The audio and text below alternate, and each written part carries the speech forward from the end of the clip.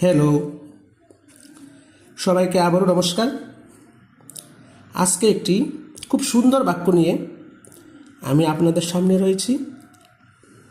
আমরা এই বাক্যটিকে কিভাবে ইংরাজিতে রূপান্তরিত করা যায় তা শেখাবো। এখনকার ম্যাক্সিমাম ছেলেমেয়েরা ইংরেজি মাধ্যমে পড়াশোনা করে, ইংলিশ মিডিয়াম স্কুলে।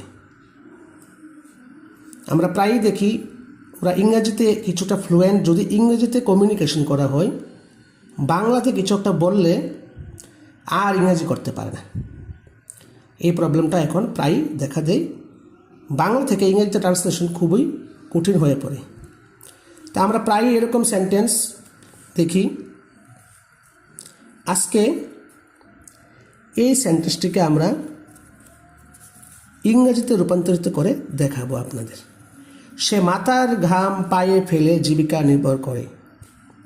তা আমরা জানি সে মিন্স হি, নির্বাহ করা ভার্ব। সুতরাং নির্বাহ করা মানে আর্নস। সে যেহেতু থার্ড পারসন সিঙ্গুলার, তার জন্য এস হয়েছে। থার্ড পারসন সিঙ্গুলারে ভার্বের সঙ্গে এস বা ইএস যোগ করতে হয় প্রেজেন্ট ইনডিফিনিটের সময়। হি আর্নস, সে নির্বাহ করে। তার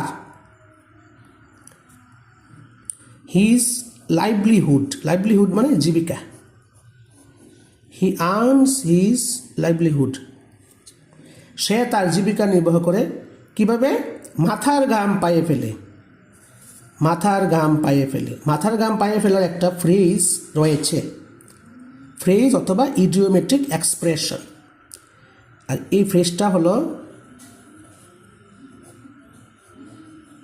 বাই দ্য সোয়েট। সোয়েট মানে ঘাম, আমরা যে ঘামি। By the sweat of his brow. সুতরাং এই সেন্টেন্সটির ইংরেজি হবে সে মাথার ঘাম পায়ে ফেলে জীবিকা নির্বাহ করে।